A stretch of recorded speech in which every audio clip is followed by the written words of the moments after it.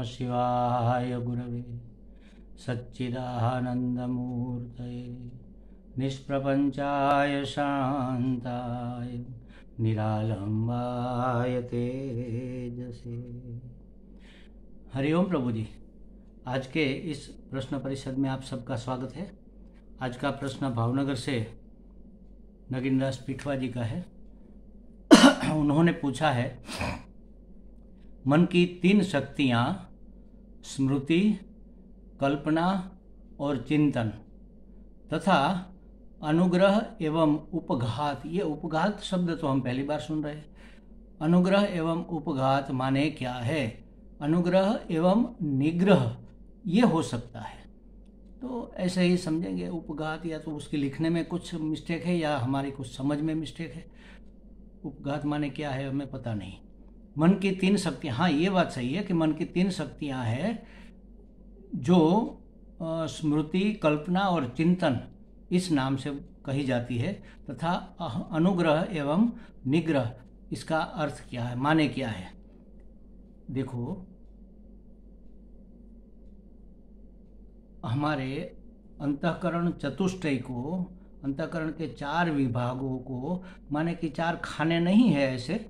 जब अंतःकरण में जैसी प्रवृत्ति, जैसी वृत्ति उत्पन्न होती है उस हिसाब से उसका नामकरण होता है। जैसे समझो कि अंतःकरण में संकल्प विकल्पात्मक वृत्ति उत्पन्न हुई, तब उसको मन कहेंगे।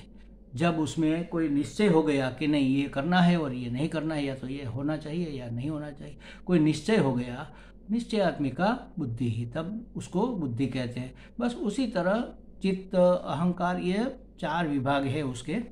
तो यहाँ मन की 3 शक्तियाँ कही माने, मन की माने पूरे अंतःकरण की समझना है हमें। अंतःकरण की 3 शक्तियाँ हैं। स्मृति ये तो चित्त की बात है, तो मन में तो होती नहीं ना, ये चित्त में होती है। कल्पना ये मन की होती है, और चिंतन ये भी चित्त में होता है। मनन मन में होता है, चिंतन चित्त में होता है। तो यहाँ मन की 3 शक्तियाँ माने अंतःकरण की 3 शक्तियाँ, हमें ऐसा समझना चाहिए। अच्छा, ये 3 शक्तियाँ क्या है? स्मृति करना, कल्पना करना और चिंतन करना। अच्छा, अब जरा सोचो इसका मतलब क्या है। तो ये तो हम सब जानते हैं। स्मृति माने मेमोरी, याद करना, किसी की याद करना। और कल्पना करना माने किसी के बारे में इमेजिन करना, धारणा करना कि ऐसा होगा तो ये होगा, वैसा होगा तो वह होगा, वह ऐसा होगा, वह वैसा होगा, ये धारणा करना। और चिंतन माने सोचना, जो भी हमने सोचा है, जो भी हमने अनुभव किया है उसके बारे में, उसको याद कर करके उसके बारे में भूत भविष्य को मिलाकर जो प्रवृत्ति चलती है मन में, उसको कहेंगे चिंतन। तो इसमें समझने जैसी क्या बात है ये मैं नहीं समझ पा रहा हूँ, फिर भी उसके बारे में थोड़ी चर्चा ये करनी है हमें। देखो, मन की ये जो 3 शक्तियाँ बताई ना, अंतःकरण की ये 3 शक्तियाँ, तो स्मृति किसकी होती है? स्मृति हमेशा अपने भूतकाल की होती है। भूतकाल में, इस क्षण से पहले की क्षण भूतकाल है समझ लो। तो भूतकाल में हमने जिस पदार्थ का अनुभव किया है, जिस पदार्थ का माने स्थूल वस्तु की बात नहीं है यहाँ, पदार्थ का अर्थ है पद का अर्थ। जैसे रुमाल ये पद है और ये उसका अर्थ है, ये वस्तु उसका अर्थ है। तो जिस भी पदार्थ का, व्यक्ति, वस्तु, पदार्थ, घटना, जिस किसी का भी हमने अनुभव किया है, उसकी एक छाप हमारे अंतःकरण में बैठ जाती है, मन में रह जाती है, उसको कहेंगे स्मृति। तो भूतकाल के अनुभवों को याद करना, उसी का नाम तो स्मृति है। देखते ही पता, अरे ये तो तालाब है पानी का भरा हुआ, आपको किसने कहा भाई? अरे हमने देखा है, हमने जाना है, भूतकाल में हमने इसको समझा है, तो इसको ऐसे जल के स्रोत को तालाब कहते हैं। ये और ये इसके अंदर ये क्या है? तो कि ये कमल का फूल है।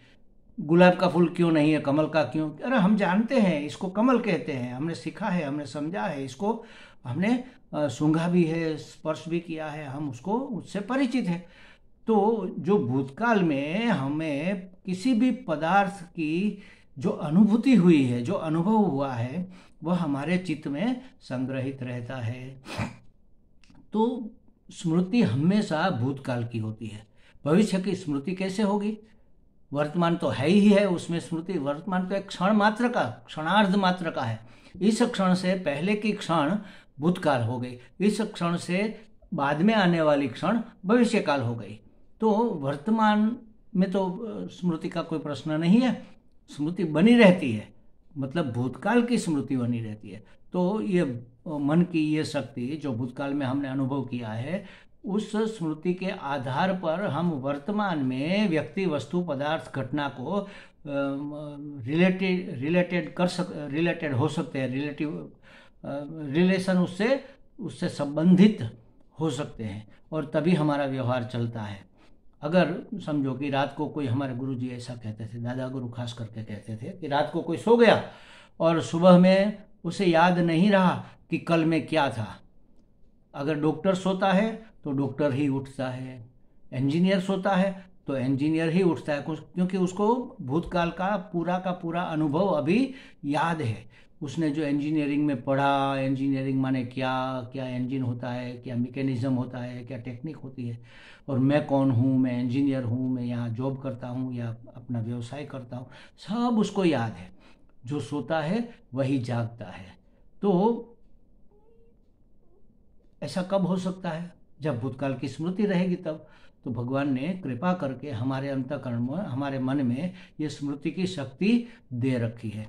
और इसीलिए तो कहते हैं, देखो जब हम सो जाते हैं ना, तब हमें अपने स्वरूप से मिल जाते हैं, और अपना स्वरूप है सच्चिदानंद, आनंद स्वरूप को हम प्राप्त हो जाते हैं। और सुबह में जब हम आनंद स्वरूप को प्राप्त हो गए तो फिर सुबह में जब उठेंगे तो जीवन मुक्त होने चाहिए ना, लेकिन ऐसा होता नहीं, क्योंकि वहाँ अज्ञान का अंधकार बना रहता है। इसलिए हमारे पूज्य स्वामी जी कहते थे कि रात को जैसा बेवकूफ़ सोया था वैसा ही बेवकूफ़ जागेगा, उठेगा तो अज्ञानी ही उठेगा, ज्ञानी होकर नहीं उठेगा। तो भूतकाल के जो भी अनुभव है उसका पोटला लेकर हम सुबह में जागते हैं, या तो वर्तमान में प्रवेश करते हैं। तो ये मन की स्मृति शक्ति, माने चित्त की स्मृति शक्ति भूतकाल के बारे में होती है, कल्पना भविष्य के बारे में होती है। कल्पना करेंगे, इमेजिन करेंगे, हम कुछ धारणा करेंगे कि भाई कल क्या होगा, तो ये कल्पना हमेशा भविष्य की होती है। ये भी हमारे काम की चीज़ है। अगर थोड़ा बहुत भी आगे का हम अगर नहीं सोच सकते तो हमारी यात्रा तो जंगल में भटके हुए किसी मुसाफिर की तरह हो जाती, इधर उधर घूमते रहते, कोई रास्ता मिलता नहीं और जंगल कभी पार होता नहीं, जिंदगी जा ही नहीं सकती, कट ही नहीं सकती। तो भविष्य के बारे में थोड़ी बहुत इमेजिन करके ही हमें जीना होता है। तो ये कल्पना भी बहुत अच्छी शक्ति मन की भगवान ने हमें दी है। स्मृति भूतकाल की होती है और कल्पना भविष्य की होती है। तो जाहिर है चिंतन वर्तमान में ही होता होगा। चिंतन माने उसके बारे में अच्छा बुरा सोचना, योजना बनाना। तो भूतकाल के अनुभव के आधार पर भविष्य की योजना हम वर्तमान में बनाते हैं। तो चिंतन करना ये चित्त का धर्म है, तो ये चिंतन वर्तमान में होता है। भूतकाल की स्मृति, भविष्य की कल्पना और वर्तमान का चिंतन, यह मन की बहुत पावरफुल और बहुत उपयोगी शक्तियाँ हैं। तथा अनुग्रह एवं उपघात हम नहीं कहेंगे, अनुग्रह एवं निग्रह ये शब्द होना चाहिए। तो ये भी मन की शक्ति है, अनुग्रह करना, निग्रह करना, ये भगवान की शक्ति है महाराज। भगवान जो भक्त होते हैं, जो सज्जन होते हैं, जो सूर देवलोक होते हैं, उसके ऊपर अनुग्रह करते हैं। और जो दुष्ट जन होते हैं, दुरीजन होते हैं, दैत्य होते हैं, असुर होते हैं, उसका निग्रह करते हैं। अनुग्रह और निग्रह दोनों ही भगवान इसलिए करते हैं ताकि जीव का कल्याण हो सके। भगवान हमेशा कल्याण के लिए ही, हमारा कल्याण करने के लिए ही कुछ करते हैं। अगर उसका अनुग्रह है, उसकी कृपा है, उसका आशीर्वाद है तो हमारे कल्याण के लिए। अगर वह कहीं जाने से, कुछ करने से हमें रोक रहे हैं, निग्रह कर रहे हैं, तो वो भी उसकी कृपा है। वह जब दया करते हैं तब अनुग्रह करते हैं, जब कृपा करते हैं तब निग्रह करते हैं। जैसे समझो वामन चरित्र मुझे तो बहुत पसंद है, भागवत में आता है। वामन भगवान ने बलि राजा से दान मांगा, बलि राजा यज्ञ में बैठे थे, तो उसका नियम था। और वैसे भी जब यज्ञ होता है तब ये लोग, कोई भिक्षुक आता है मांगने के लिए, कोई बटुक आता है, कोई ब्राह्मण आता है, ब्रह्मचारी आता है, सन्यासी साधु आते हैं, तो उसको दान करते हैं। तो उसने दान मांगा कि भाई मुझे 3 कदम भूमि चाहिए, और वामन ने प्रतिज्ञा कर ली कि हाँ हम तो आपको 3 कदम भूमि देंगे। और जब प्रतिज्ञा हो गई तो भगवान हो गए वामन से विराट, त्रिविक्रम बन गए। एक कदम में पूरी दिशाएं धरती सब नाप लिया, दूसरे कदम में तो सत्यलोक तक पहुंच गए। उसका पांव सत्यलोक में, ब्रह्मा जी के ब्रह्मलोक में पहुंच गया। वहाँ ब्रह्मा जी ने उसके पांव पखारे, वहाँ से जो जल निकला, उसका धोवन जो निकला, उसी को गंगा जी कहते हैं। जो वहाँ से उतरी वह मंदाकिनी, गंगा का नाम मंदाकिनी है। फिर आगे जाकर फिर उसका नाम अलग अलग हो, जाह्नवी वगैरह हो जाता है। तो तब भगवान त्रिविक्रम हो गए। फिर कहा कि अब ये तीसरा पाँव मैं कहाँ रखूँ, बांध लो। गरुड़ को कहा कि बांध लो इसको, इसने वचन देकर उसका पालन नहीं किया है, इसने हमें ठगा है। देखो वास्तव में ठग कौन रहा था, भगवान ठग रहे थे, लेकिन आरोप लगाया वामन के ऊपर कि इसने हमें ठगा है, इसको बांध दो। अब तीसरा पाँव कहाँ रखूँ, बोलो बताओ, वरना आपको सजा मिलेगी, दंड मिलेगा। तो उसने कहा महाराज अभी भी एक जगह बाकी है, मेरे सिर पर रख दो। तो उसने कहा कि अरे 3 कदम, 2 कदम में तो पूरी समष्टि नाप ली, तुम्हारा सर किस मायने में है हमारा। तो उसने कहता है कि जो पूरी समष्टि का मालिक है अहंकार, वो उससे भी बड़ा होगा ना, इसलिए हमारे सर पर पाँव रख दो। भगवान ने उसके सर पर पाँव रखा और उसको पाताल लोक का अधिपति बनाया। अब भगवान ने क्या किया देख लो, ये निग्रह किया उसका। क्यों किया, उसका कल्याण करने के लिए। असुर योनि में जन्मा था और अहंकार कर बैठा था कि ये इंद्रपद प्राप्त कर लिया था ना, देवलोक जीत लिया था, और अहंकार कर बैठा हमने अपनी शक्ति से ये सब किया है, मेरे से बड़ा कोई नहीं, ये सब मेरा। जब भगवान ने आए तो उसने कहा आओ बटुक, क्या चाहिए तुम्हें बताओ, मैं तुम्हें सब कुछ दूंगा।